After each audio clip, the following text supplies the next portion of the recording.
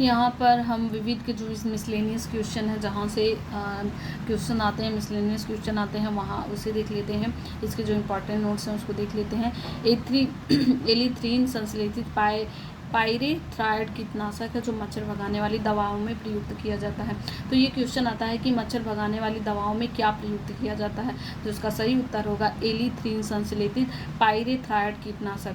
फिर दूसरा देखते हैं, आग बुझाने वाले संयंत्र में कार्बन डाइऑक्साइड, सोडियम बाइकार्बोनेट तथा तनु सल्फ्यूरिक अम्ल की अभिक्रिया से उत्पन्न होती है। तो आग बुझाने वाली जो संयंत्र में जो कार्बन डाइऑक्साइड होती है वो सोडियम बाइकार्बोनेट और तनु सल्फ्यूरिक अम्ल की अभिक्रिया से उत्पन्न होती है। और इसको देख लेते हैं, 2NaHCO3 ये है सोडियम बाइकार्बोनेट, और प्लस H2SO4 तनु H2SO4 को जो अभिक्रिया कराते हैं तो Na2SO4 निकलता है, प्लस 2H2O और प्लस 2CO2। तो जो ये CO2 है वही निकलता है आग बुझाने वाले संयंत्र में। कार्बन डाइऑक्साइड जो होता है वो यहीं से निकलता है, ये है।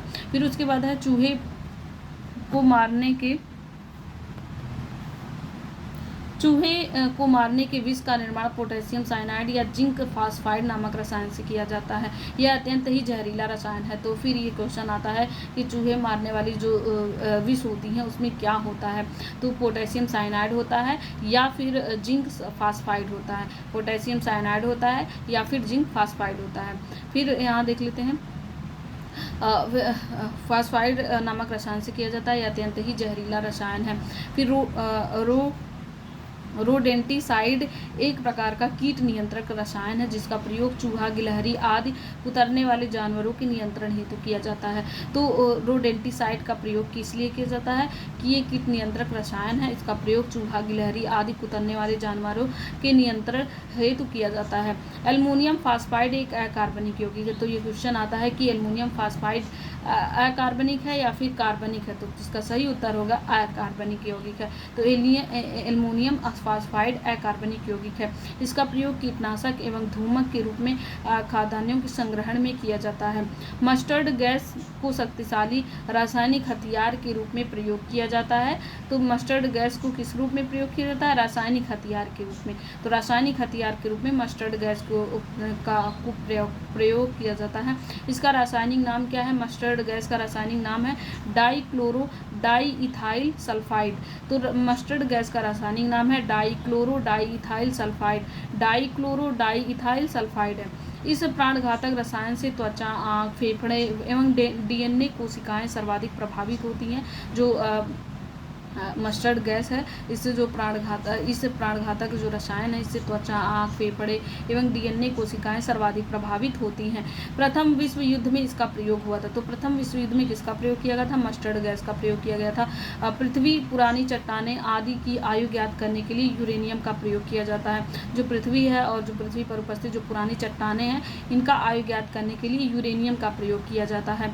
इसे यूरेनियम द्वारा आयु अंकन, डेटिंग ऑफ यूरेनियम भी कहते हैं। कार्बन डेटिंग विधि द्वारा कार्बनिक पदार्थों की आयु ज्ञात की जाती है। तो कार्बनिक पदार्थों की आयु किसके द्वारा ज्ञात की जाती है, कार्बन डेटिंग विधि द्वारा ज्ञात की जाती है। फिर उसके बाद हम अगला देखते हैं, यहाँ पर देख लेते हैं, सेरियम तथा दूसरी दुर्लभ मृदा धातुओं को मिलाकर क्रुक्स कांच का निर्माण किया जाता है। तो क्रुक्स कांच का निर्माण किसको मिलाकर के किया जाता है, सेरियम और दूसरी दुर्लभ मृदा धातुओं को मिलाकर के क्रुक्स कांच का निर्माण किया जाता है। क्रुक्स कांच में पराबैंगनी किरणों के अवशोषण की क्षमता होती है। जो क्रुक्स कांच होता है उसमें किसके अवशोषण की क्षमता होती है, पराबैंगनी किरणों के अवशोषण की क्षमता होती है।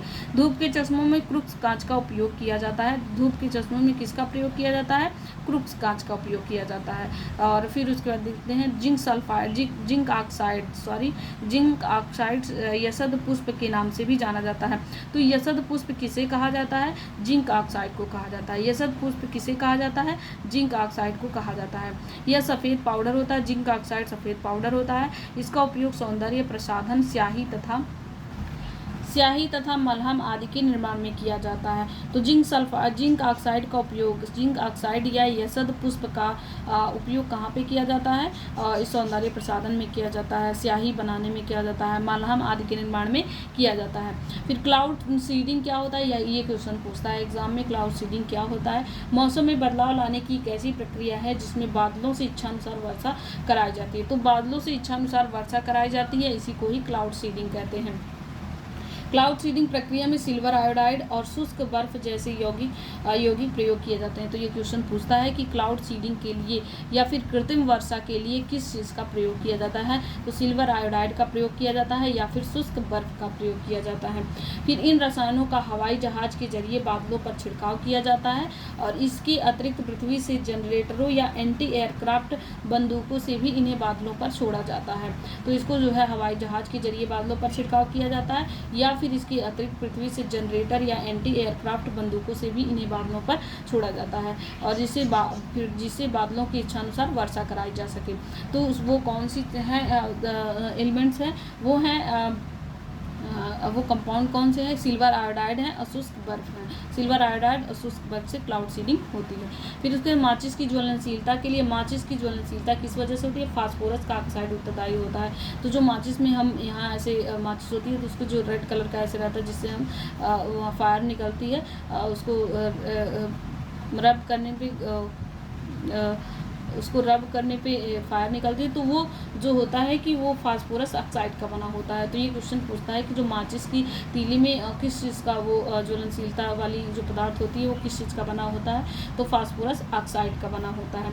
इसकी तीलियों के सिरे पर यही लिखा हुआ है, इसकी तीलियों के सिरे पर फास्फोरस युक्त पदार्थ का लेप करने के लिए जिलेटिन का उपयोग किया जाता है। तो ये क्वेश्चन पूछता है कि उसकी इसका लेप जो फास्फोरस है इसका लेप करने के लिए किसका उपयोग किया जाता है। तो फास्फोरस का ऑक्साइड है उसका लेप करने के लिए उसकी तीलियों के सिरे पर किसका उपयोग किया जाता है, तो जिलेटिन का उपयोग किया जाता है। फिर टॉर्च लाइट, विद्युत क्षरक, सेवर आदि प्रसाधनों में सामान्यतः प्रयुक्त आवश्यक बैटरियों में जो आवेशित बैटरियाँ होती हैं वो आवेश वाली जो होती हैं, जैसे प्लस आयन माइनस आयन वो वाली बैटरियाँ, तो आवेश बैटरियों में निकिल और कैडमियम इलेक्ट्रोड के रूप में प्रयुक्त होते हैं। तो ये क्वेश्चन पूछता है कि जो आवेश बैटरियाँ होती हैं, जो बैटरियाँ होती हैं, टॉर्च लाइट होता है, विद्युत क्षुरक होते हैं, सेवर होते हैं, ये इनमें जो है किस चीज़ का प्रयोग किया जाता है, निकिल और कैडमियम इलेक्ट्रोड के रूप में किसका प्रयोग किया जाता है, निकिल और कैडमियम का प्रयोग Ni और Cd कैडमियम, निकिल और कैडमियम का प्रयोग किया जाता है। इसमें निकिल हाइड्रोक्साइड की कैथोड तथा कैडमियम की एनोड होती है। तो इसमें पूछा जाता है कौन इसमें कैथोड होता है, कौन एनोड होता है। तो कैथोड होता है nickel hydroxide, nickel hydroxide cathode होता है और कैडमियम जो है एनोड होता है। इसमें पोटेशियम हाइड्रोक्साइड इलेक्ट्रोलाइट के रूप में प्रयोग किया जाता है। तो पोटेशियम हाइड्रोक्साइड का प्रयोग जो आवेश बैटरियां होती हैं उनमें इलेक्ट्रोलाइट के रूप में किसका प्रयोग किया जाता है, पोटेशियम हाइड्रोक्साइड का प्रयोग जो है इलेक्ट्रोलाइट के रूप में प्रयुक्त किया जाता है। फेनिल क्या है, फेनिल को देख लेते हैं। फेनिल एक फिनाल व्युत्पन्न रसायन है। तो फिनाल का जो व्युत्पन्न रसायन है वो फेनिल है और जिसका प्रयोग घरों, दफ्तरों इत्यादि के रोगाणुनाशी के रूप में व्यापक स्तर पर किया जाता है, प्रयोग किया जाता है। फिर उसके बाद यहाँ पे एक क्वेश्चन देख लेते हैं। वर्ष 2021 का रसायन शास्त्र का नोबेल पुरस्कृतीकरण से रिलेटेड क्वेश्चन है कि वर्ष 2021 का रसायन शास्त्र का नोबेल पुरस्कार किसे प्रदान किया गया।